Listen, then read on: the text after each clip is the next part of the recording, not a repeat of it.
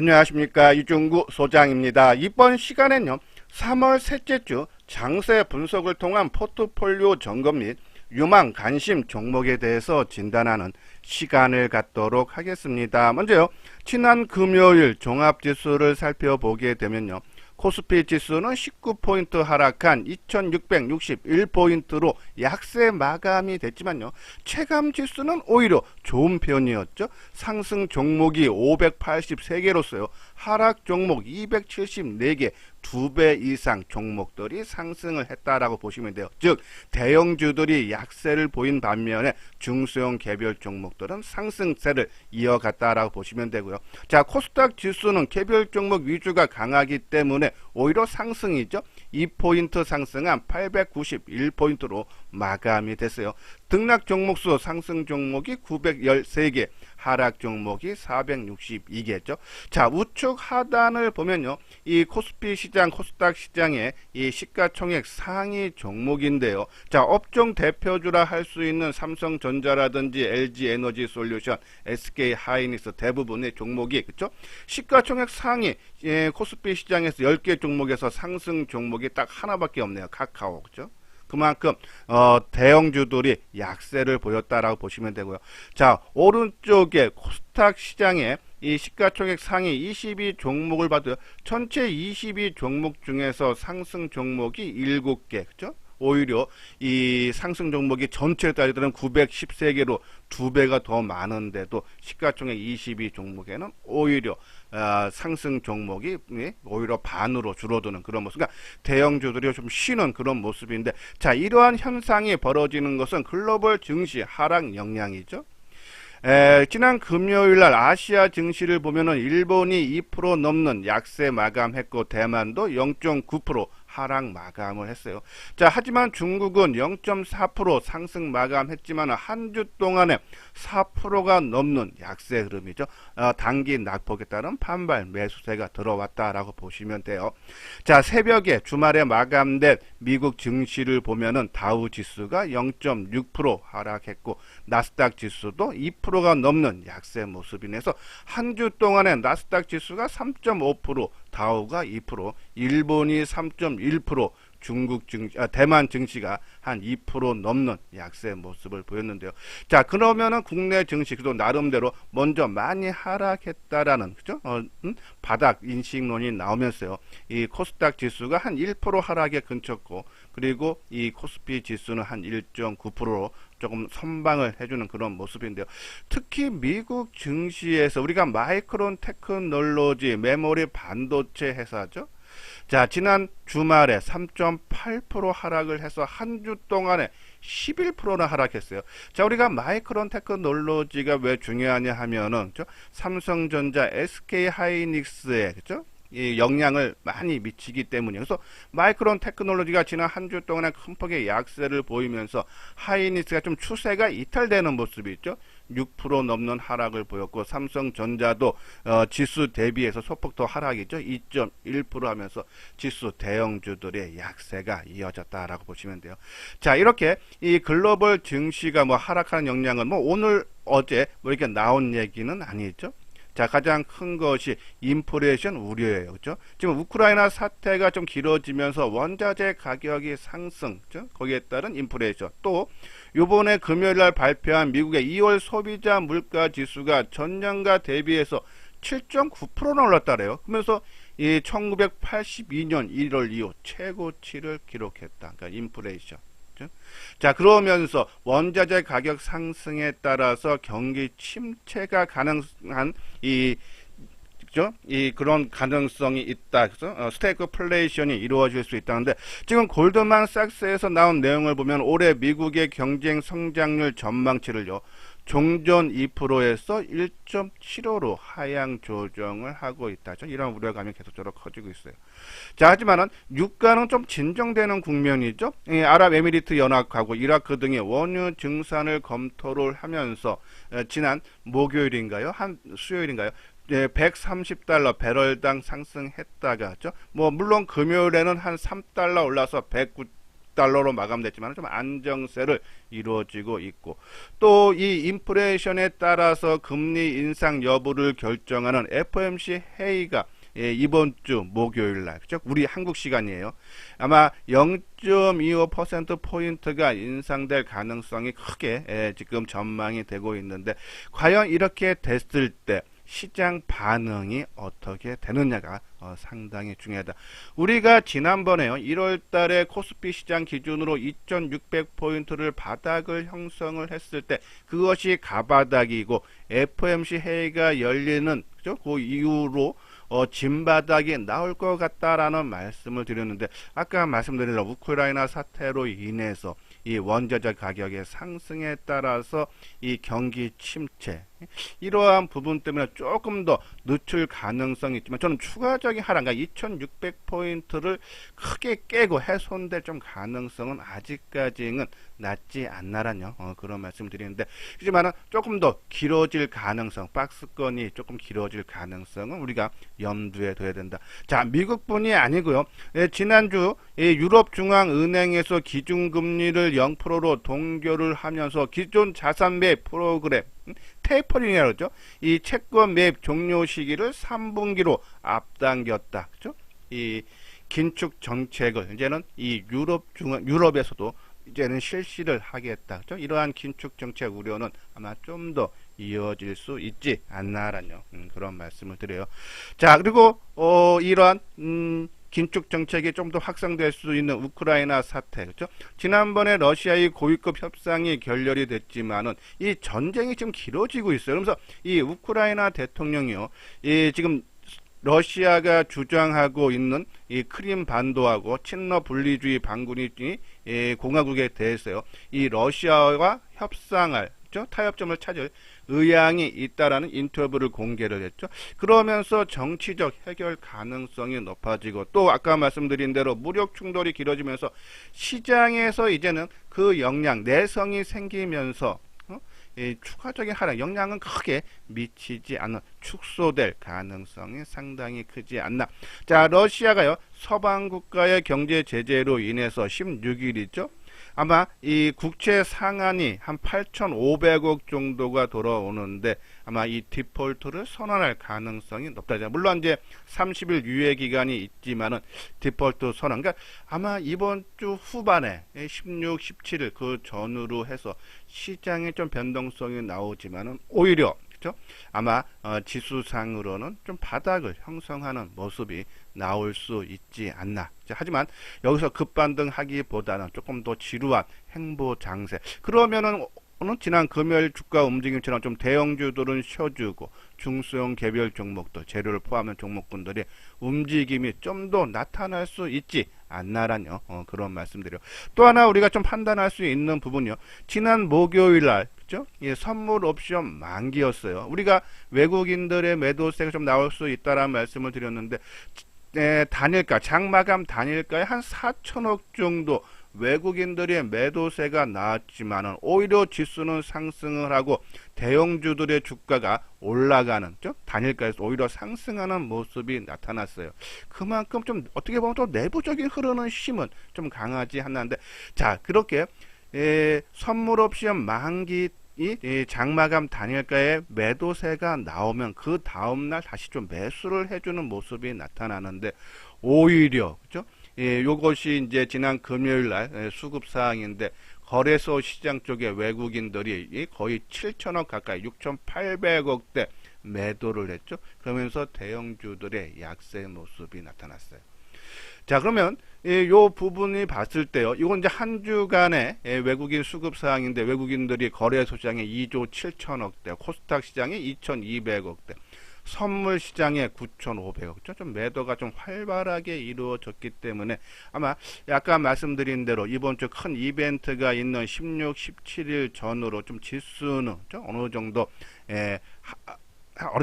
좀 바닥을 좀 형성할 가능성. 왜냐면 항상 말씀드리면 우리가 이 극점, 그러니까 막 상승 종목이 한 100개밖에 안 되고 하락 종목이 뭐 거의 뭐 8, 900개 막 되고 그러면은 아주 매도의 클라이막스라고 보시면 돼. 그러니까 또 반대로 이러한 이 수급상도 너무 일방적으로 커지다 그러면은 또 거기에 따른 반발 매수세 저점 형성이 가능해서 저는 오히려 수요일, 목요일은 좀 지수가 바닥 형성 가능성이 있다라고 보시면 될 것 같습니다. 거기에 맞게 우리가 대응을 하면서 당분간은 대형주보다는 중소형 개별 종목에 초점을 맞춰달라라는 그런 말씀드려요. 자, 뭐냐 하모니 관심 종목이 짜마치의 방송 오랫동안 들어오신 분들은 아실 거였죠. 한 10개 테마로 나눠서 앞으로 이슈화 될 수 있거나 시장에서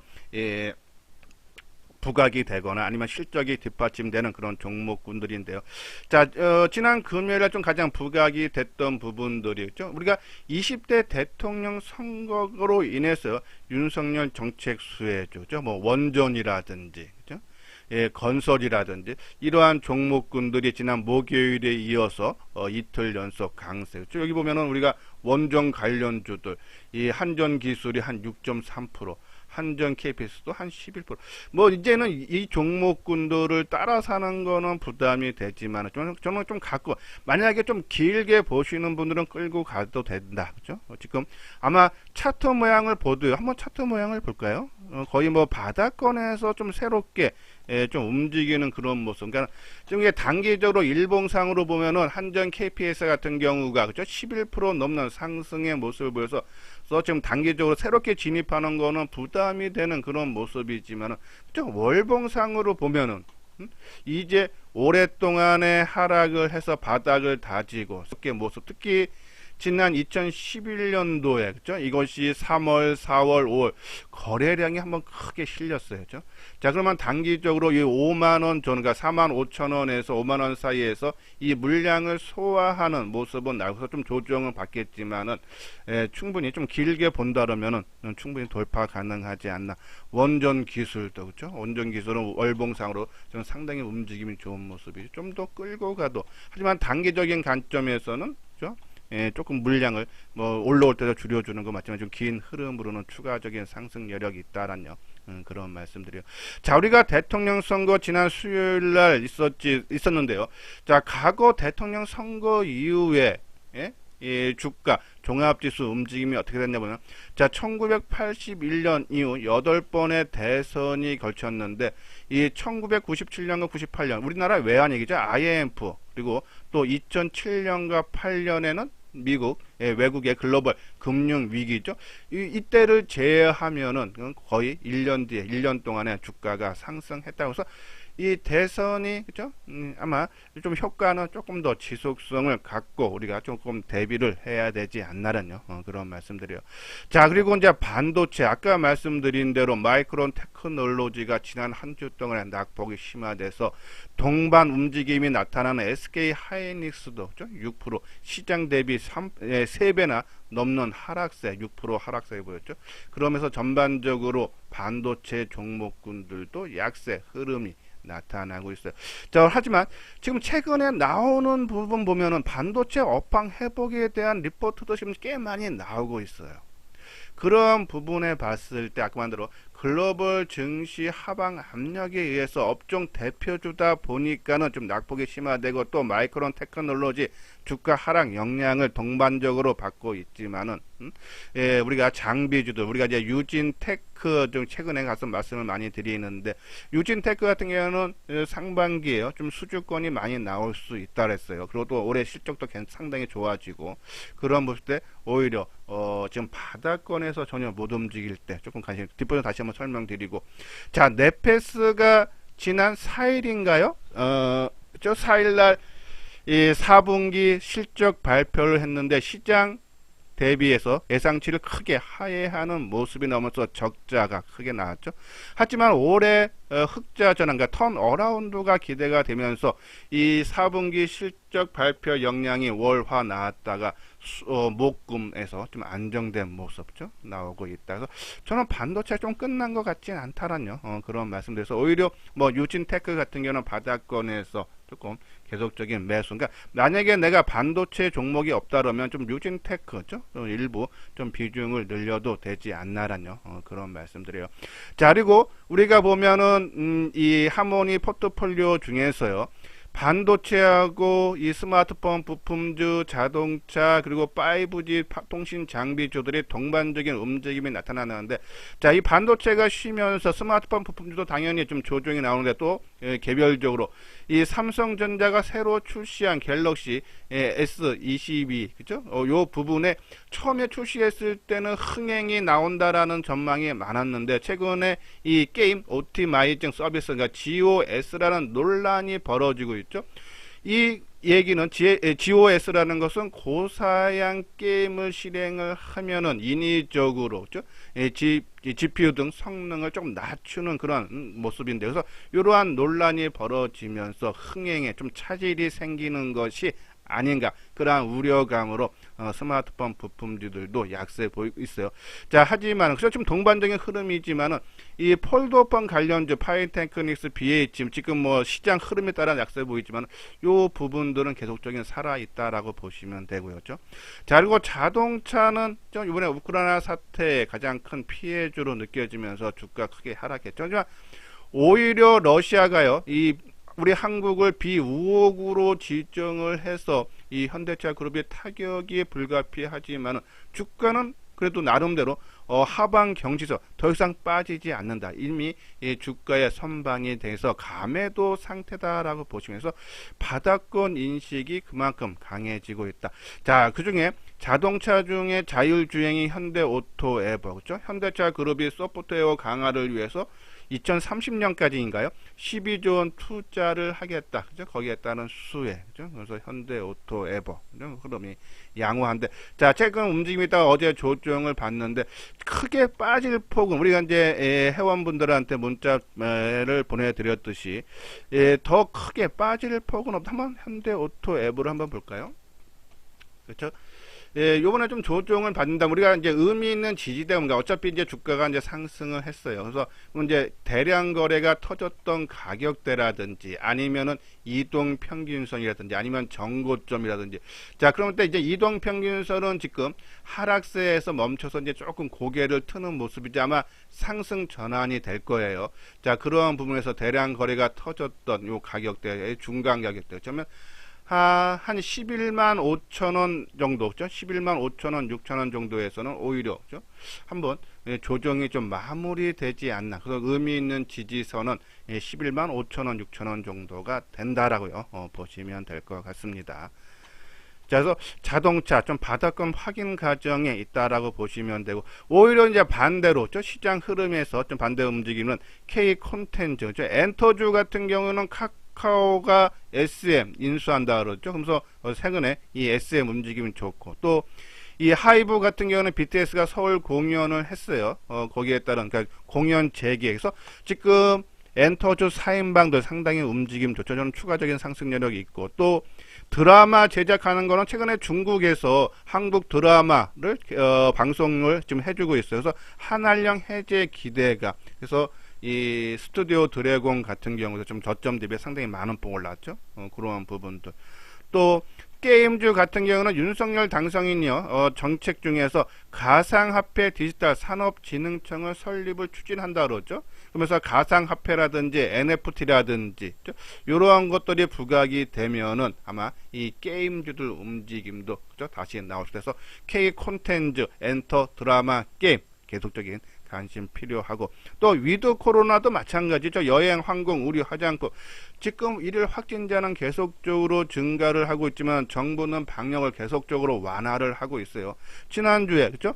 발표 나온 것이 접종 완료 시 이 비행기 외국인들이 들어왔을 때 입국 시 7일 동안 지금 격리를 하는데, 그거를 면제를 해준다 그랬죠. 여행주들, 롯데 관광개비라든지 아니면은 뭐 의류, 화장품, 그죠? 이러한 종목군들. 그래서 우리가 계속적으로 뭐 롯데 관광개발은 많이 강조를 해드렸어요. 그래서 뭐 의류 쪽에서는 영업무역, 화장품에는 크리오, 그리고 음식료에서는 화이트 진로, 그죠?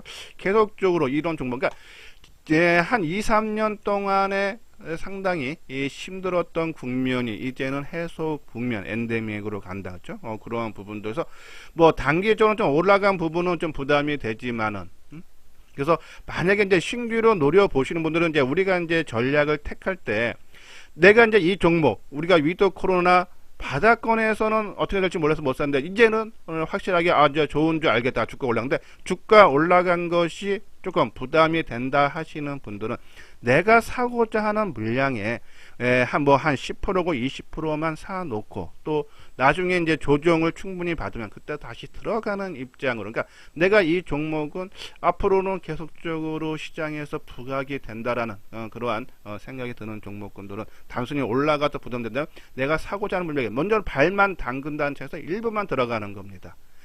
그래서 그 일부 들어가는 것도 단계에 좀 많이 올라오면 아주 더 적게, 그렇지만 조금 올라간 상태면은 조금 더 많이, 하지만 전체적인 물량은 충분한 조정이 나올 때까지 해서 일부 발만 담근다는 차원에서 일부만 편입하는 것은 괜찮다라는 그런 말씀드려서, 그리고 뭐 바이오주들은 이번에 이제 셀트리온이 분식회계 위반한 거는 맞지만은 고의성이 없어서 거래 정지는 피했다. 그래서 바이오주들도 좀 최근에 이제 낙폭에 따른 움직임이 좀 나올 수 있지 않나라는 그런 말씀을 드려서 뭐 전반적으로 해서 저는 지금 포트폴리오를 구성을 한다 그러면은 지금 반도체라든지 좀 바닥권에 전혀 움직이지 못하고 좀 지지부진한 모습을 보이는 반도체, 자동차, 자율주행 포함해서 스마트폰, 5G 통신 장비에서 계속적으로 한두 종목 정도 해서 30% 정도 뭐 유지를 하던지 하는 것도요. 괜찮고요. 그리고 친환경 에너지 있죠. 지금 뭐 두산 포어스엔지 하나 솔루션도요. 지금 신재생 에너지가 좀 새롭게 풍력주라든지 지금 부각이 되고 있어요. 그런 부분. 그리고 원전주, 그렇죠? 그리고 2차 전지. 2차 전지주는 지금 이 원자재 가격 상승으로 인해서 뭐 양극재라든지 전반적인 좀 침체 흐름이 나타나고 있어요. 그래서 우리가 2차 전지는 뭐 계속적으로 말씀드렸어요. 지난 계속적으로 많이 올라갔을 때였죠. 이제는 다 정리하고 기본 물량만 끌고 가다 아직은 아니다. 좀 시간은 필요하다라는 말씀을 드렸는데, 그것이 지금 많이 올라서 거기에 따른 조정은 충분히 받아야 돼. 하지만은 2차 전지는 아직도 살아있다는 생각이 드는 게 전기차가 이제 좀 초기 국면이에요. 지금 아마 침투율이 뭐 7%, 8%니 뭐 그런 얘기 나오는데 아마 15% 이상 갈 때까지는 전기차는 계속적으로 성장할 수밖에 없다. 그런 부분에서 단순히 좀 많이 올라간 거에 따른 좀 승고르이니까는, 그죠? 거기에 따른 좀 조정이 이어지고 돼서 뭐 기본 물량만, 그죠? 뭐 우리가 많은 부분은 정리했으니까 좀 끌고 가는 것도 좋지 않나라뇨. 그런 말씀드려서 뭐 친환경 에너지, 뭐 태양광 에너지 풍력이라든지, 그죠? 아니면 원전주, 뭐 2차 전지에서 한 20% 종목 정도 색하고, 그리고 K 콘텐츠, 그리고 아까 말한 위드 코로나 여행주 포함해서요, 바이오주에서 한두 종목에서 한 30% 정도. 그리고 경기, 우리가 조선주라든지 건설주들, 그죠? 이러한 경기 민감주 내지 현금에서 한 종목 정도 해서 한 20% 정도, 이러한 식으로 포트폴리오를 구성을 하면은 한쪽에서 조금 쉬는 부분이 있지만 또 반대편에서 좀 올라가주는 그런 모습으로 그 비중만 조정을 하면은 아마 시장 대비해서 월등한 수익, 뭐 질 좋은 거는 아까 말씀드린 대로 뭐 한 종목, 질 많이 갈 종목, 지금 따지면은 지난 금요일날 같은 경우에는 뭐 한전 KPS 같은 데다가 내 전체를 투자를 하면은 11% 수익이 나지만은, 이 주식이라는 것이 어떻게 또 방향이 바뀔지 모르니까 저는 포트폴리오를 한 4, 5종목, 그죠? 구성을 해 놓고 거기서 비중을 조금 늘렸다 좁혔다만 하다 보면은 시장 대비 뭐 우리가 뭐 10배, 5배 뭐 이러한 수익은 아니더라도 시장 대비해서 꾸준한 안정된 수익을 얻을 수 있다라는 그런 말씀드려요. 자, 오늘 바닥권 종목, 우리가 관심 종목인데 개조로 유진 테크 아마 상반기에 실적 수주권이 계속적으로 나올 거고, 이 영업이익도 계속적으로 좋아지고 있고, 또 삼성전자 매출이 계속적으로 증가 추세에 있다. 여러분에서 지금 바닥을 다진, 그러니까 시장 흐름과 맞지 않아서 바닥을 다지는 중이지만 오히려 관심 갖고, 또 그리고 5G 통신 장비. 자, 우리가 네페스가 작년에 적자에서 올해 흑전한다 해서 RFHRC도 보면은 한 43억 정도 작년, 그러니까 재작년에 30억 적자에다 작년에 43억 흑자 났고, 올해는 한 279억 흑자가 지속될 전망, 확대가 될 전망, 영업이익이 확대될 전망에 대해서 RFC 다 바닥권에서 바닥권이는 종목 정도 조금 뭐 한 달, 두 달 내다보고 사신다라면 크게 무리 없고, 지금 이제 시장 흐름과 맞는 것이 아까 말씀드린 대로 위드 코로나, 롯데 관광개발, 그죠? 방역 완화죠. 그리고 하나솔루션, 이러한 부분. 특히 하나솔루션 같은 경우는 지난번에요, 여천 NCC, 그죠? NCC 화재로 인해서 8% 하락했는데 그걸 빠르게 회복을 시켜줬고, 또 이번에 LG가 태양광 산업 철수를 결정했죠. 이러한 부분들 해서 하나솔루션, 그리고 롯데관광개발, 이러한 종목군들. 하나솔루션인지 롯데관광개발 좀 단기적인 관점에 들어가시고, 뭐 유진테크, RFC는 좀 시간을 갖고 있대. 그렇죠? 내가 목표한 뭐 한 10%고 20% 올라오면은 판다 생각하셔도 무방하지 않나. 그렇죠? 그만큼 리스크는 적다라고 보시면 될 것 같습니다. 자, 요건요 현대투자의 유료원 안내죠. 한번 읽어보시고, 아마 좀 시장의 변동성이 커서 지금 오히려 막 그러니까 올라갈 때는 바닥권 치고 올라가서 따라가고, 또 빠질 때는 또 빠질 거서 매도하고, 엇박자 나다 보면은 이 주식이라는 것이 손실이 커질 때는 또 순간적으로 커지고, 또 내 생각대로 잘 움직이면 수익도 금방 커집니다. 그래서 상당히 좀 어려운 변동성이 큰 장세에서 혼자 하는 것보다 한번 같이 해보고 싶다 하시는 분들 내용 읽어보시고 요 아래 핸드폰 번호로 연락을 주시면 되겠습니다. 예, 이것으로서요 이소장 증권TV를 마치도록 하겠습니다. 끝까지 시청해 주신 분들 좋아요, 구독 꼭 눌러주시기 바랍니다.